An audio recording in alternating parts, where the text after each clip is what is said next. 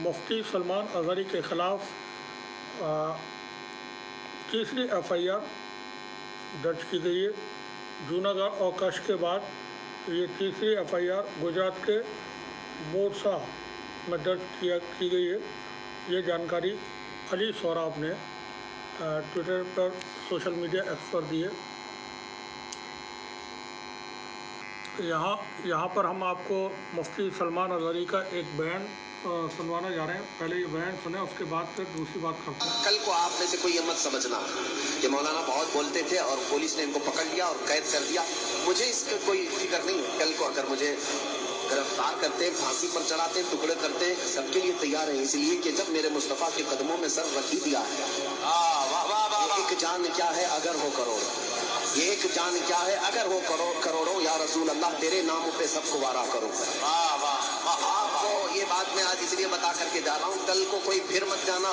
देखो मौलाना बहुत बोलते थे, उनका हशर क्या हो गया, अंजाम क्या हो गया, फांसी पर चढ़ा दिया गया, उम्र कैद की सजा हो गई, जेल में चले गए, फला हो गया। कुछ भी हो जाए, हम हर चीज के लिए तैयार हैं। इसलिए कि हम झूठी बातें घर करके नहीं बोल रहे, मेरे मुस्तफा की शरीयत बयान कर रहे हैं। हुजूर पाक सल्लल्लाहु तआला अलैहि वसल्लम की मोहब्बत तुम्हारे दरमियान बांट रहे हैं।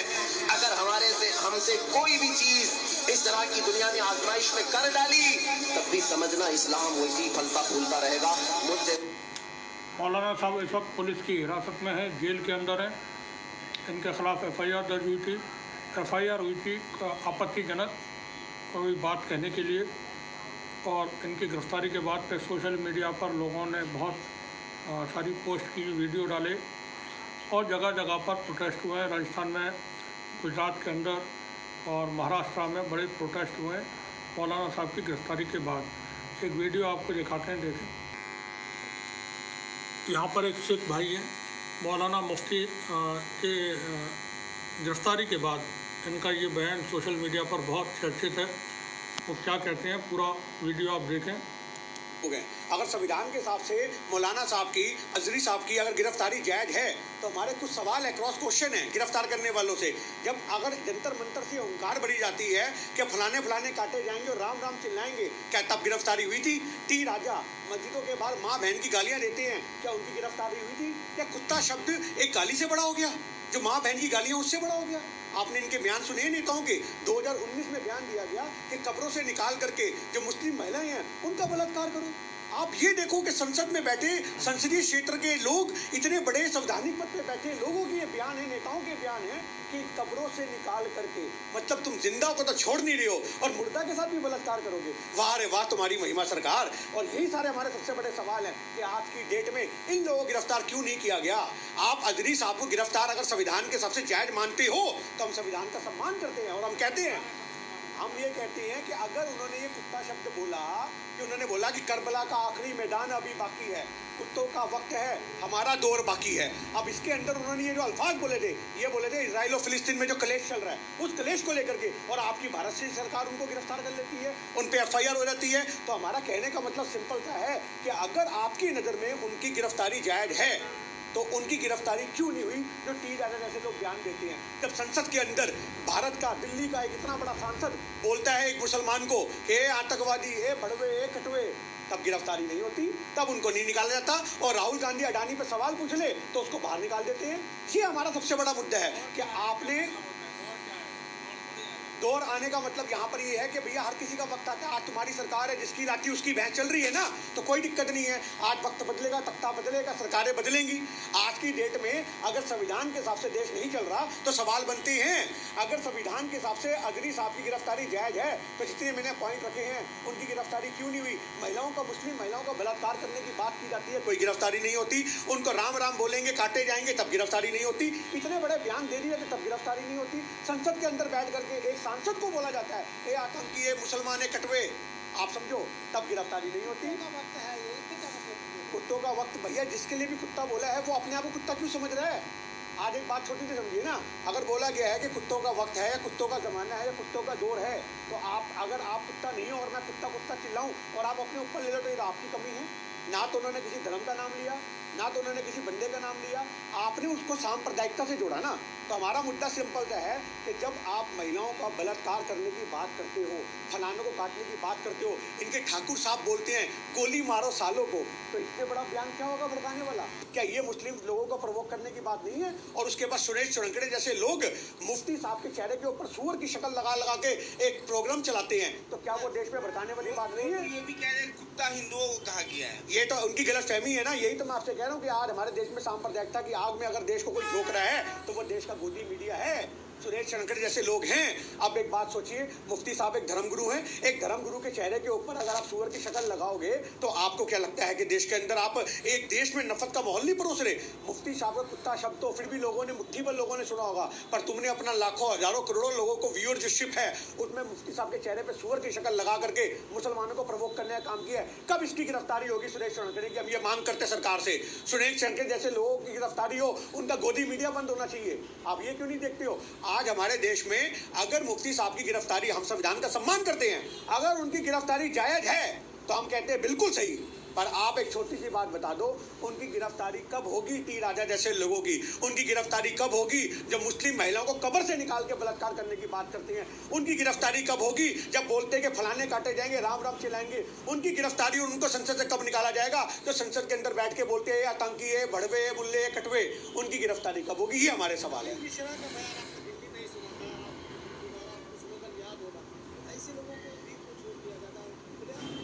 मैं आपसे यही तो कहना चाह रहा हूँ ना, आज धर्म विशेष को टारगेट करने के लिए आप ये रणनीति अपनाओगे तो आपसे सवाल खड़े होंगे।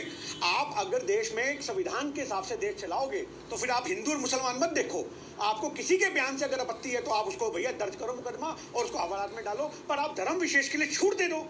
मतलब अगर तुम्हारे साधु संत महामंडलेश्वर साहब ने जंतर मंतर से हुंकार भरी थी, महामंडलेश्वर साहब ने जंतर मंतर से हुंकार कि मैंने 40 मुसलमानों को मारा है, मैंने 40 मुसलमानों को, आपके चैनलों के अंदर भी रिकॉर्ड होंगे वो कार्यक्रम, उन्होंने जहाँ धरना प्रदर्शन किया था।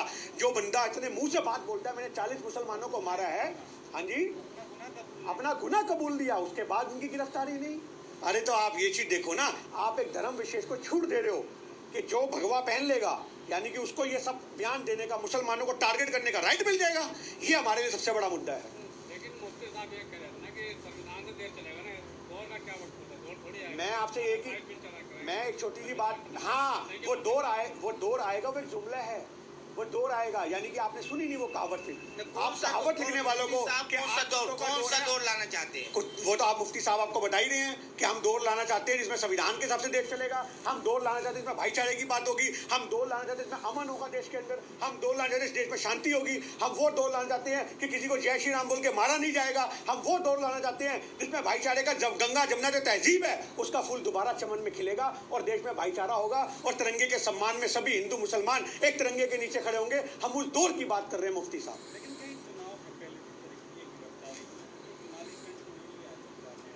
देखिए अगर चुनावी स्टंट की बात करो, चुनावी स्टंट तो आपको बहुत सारे देखने को मिल ही रहे हैं। आपने अभी देखा कश्मीर के अंदर एक सिख भाई को गोली मार दी गई, आपने देखा। और आप एक छोटी सी बात देखो, 2 दिन पहले एक तस्वीर आती है कि एक मुसलमान जो है वो नमाज पढ़ रहा है और सिख भाई छतरी पकड़ के खड़ा उसको ओलों से बचा रहा है, और वो भाईचारे की तस्वीर पाकिस्तान तक जाती है, अफगानिस्तान तक जाती है, सारी मुस्लिम कंट्रियों में वो तस्वीर वायरल होती है। और शायद वो भाईचारा किसी को खला नहीं और पाकिस्तान के आतंकी एक सिख भाई को मार करके ये पैगाम देते हैं कि जिनके सर पे तुम छतरी रख रहे थे उन्होंने तुम्हारा कत्ल कर दिया। आप ये चीज को देखो कि ये भाईचारे की आग को कौन खत्म करना चाह रहा है। आज आप कहते हो 370 हमने हटा दी, अरे अगर 370 हटा दी तो कैसे हमारे सिख को अमृतपाल को मार दिया गया?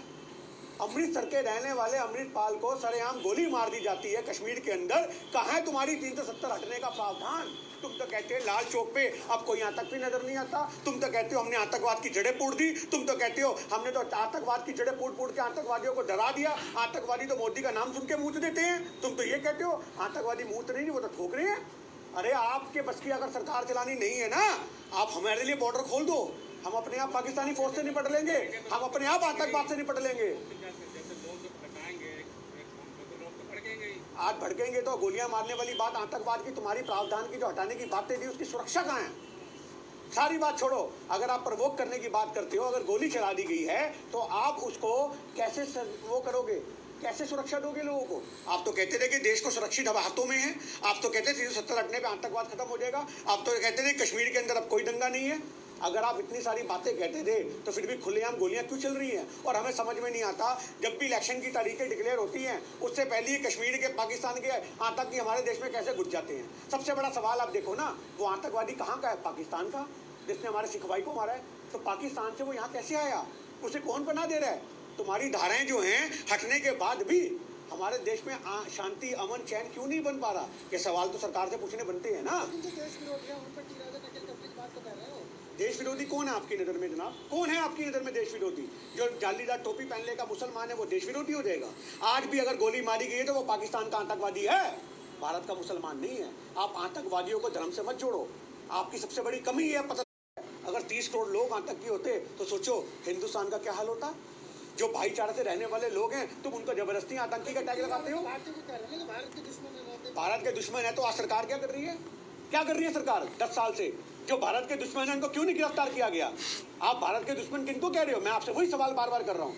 जो मूछे मुंडा करके दाढ़ियां रखते हैं वो नजर में आपकी भारत के मुसलमान है, वो आपकी देश में की दंगाई है, वो आपकी देश में नफरत फैलाते हैं। 26 तारीख को किसी के घर पे तिरंगे नहीं लहरा रहे थे। एक मुसलमान भाई को हमने देखा था जो एक इमारत पे चढ़ रहा था मस्जिद की, और वो कम से कम नाना करके 50 फुट ऊंची लोहे की ग्रिल पे चढ़ करके उसने वहां पे तिरंगा लहराया था। तो आज आप ये देखो, जिनके खून के अंदर अगर भाईचारा है, जिनके खून के अंदर कुछ मुट्ठी पर लोग हर कौम में गलत होते हैं और वो मुट्ठी पर लोग पूरी कौम का चेहरा नहीं होते। ये बात आपको समझनी पड़ेगी। लेकिन अगर इस तरह से मुफ्ती या मौलाना उन लोगों को डराया जा रहा है, छोटे बयान पर, कुत्तों वाली बात पर, लेकिन इस तरह से कुछ साधु सद हम सब की बात नहीं करेंगे, बयान देते तो क्या मुसलमानों की गिरफ्तार करने मौलानाओं को ये डराने की कोशिश है भारत के मुसलमान? ये तो आप ये सोचो, इतने बड़े मुफ्ती को गिरफ्तार कर लिया गया तो आम मुसलमान का क्या हाल होगा? आम मुसलमान कैसे आते हैं आपको पता है? अगर सोशल मीडिया पे अगर कोई जज्बाती होकर के उल्टा पुल्टा बयान देता है तो वो ऐसे आ रहा होता है घर वापसी, ऐसे करके उसकी टांगों पे, लातों पे, हाथों पे यूपी पुलिस का प्रसाद मिलता है, उसको उठा लिया जाता है।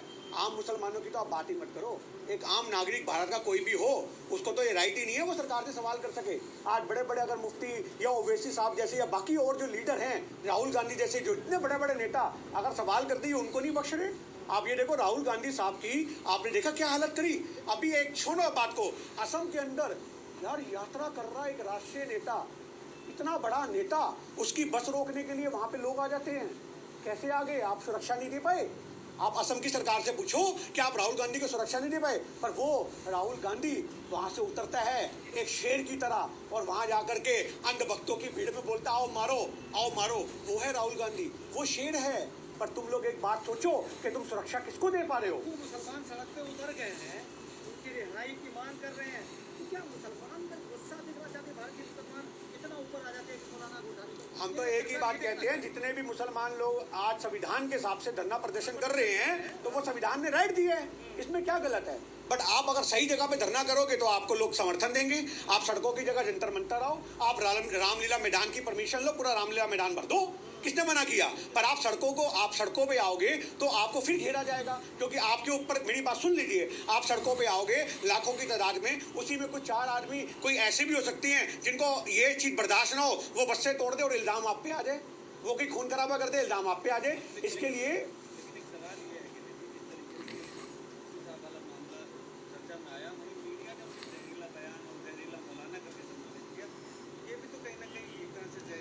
जब तक हमारा संविधान कहता है कि जब तक किसी आदमी का जुर्म साबित ना हो जाए, आप संविधान की तरफ से मुजरिम भी नहीं कह सकते, उसे मुजरिम कहना भी गलत होगा। और आपने तो मुफ्ती साहब की गिरफ्तारी पे ही, खाली एक FIR पे ही अपना आप कोर्ट का फैसला सुना दिया।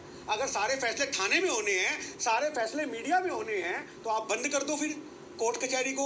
अगर मीडिया में ही फैसले होंगे कि ये दोषी है, ये मुजरिम है, ये आतंकवादी है, ये जहरीला है, ये फलाना है, ये ढिमकाना है, अगर मीडिया ही नहीं इंसाफ करना है तो क्या?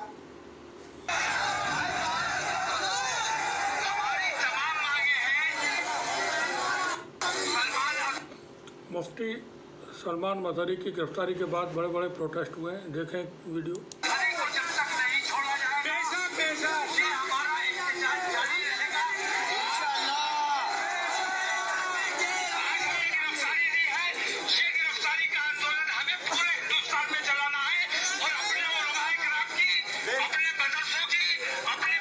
मौलाना तौकीर रजा साहब यहाँ बोल रहे हैं बरेली से। अपने ईमानों की हिफाजत हमें खुद करनी है। एक और वीडियो देखें।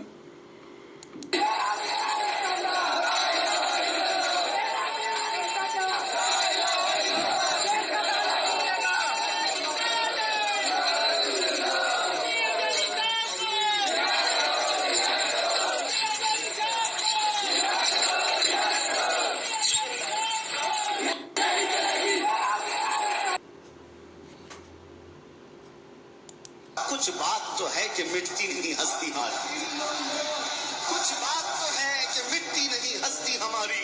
सदियों रहा है दुश्मन दौरे जमा हमारा, तौहीद की अमानत सीनों में है हमारे, आसान नहीं मिटाना नामो निशा हमारा। यूनानो मिस्र रोमा सब मिट गए जहां से, बाकी मगर है अब तक नामो निशा हमारा। कुछ बात तो है।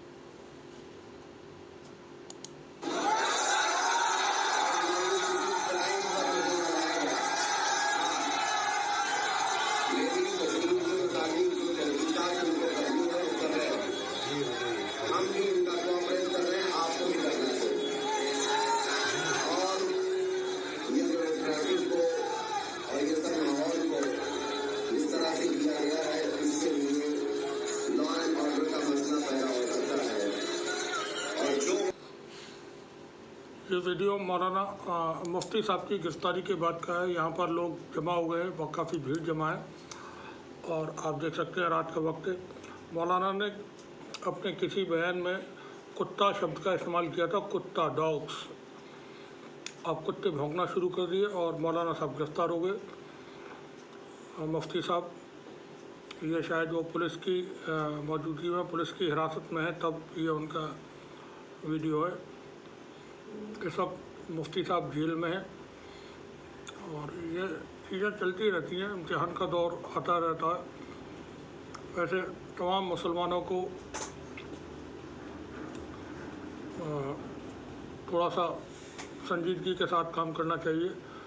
सोशल मीडिया या दूसरी जगहों पर थोड़ा सा संजीदगी के साथ बात रखें, अपनी बात कहें और एक तरीका और अपनाना शुरू करें प्रोटेस्ट के लिए, और शायद बहुत अच्छा साबित होगा कि आप कोई मसला है तो अब सिर्फ इतना करना शुरू कर दें कि एक कॉल कर दें और उस कॉल के बाद सब लोग अपने घरों के बाहर, सिर्फ घर के बाहर, उनको कहीं नहीं जाना है, किसी जगह पर नहीं जाना, सिर्फ अपने घरों के बाहर निकल के 1 मिनट के लिए खड़ा होना शुरू करें।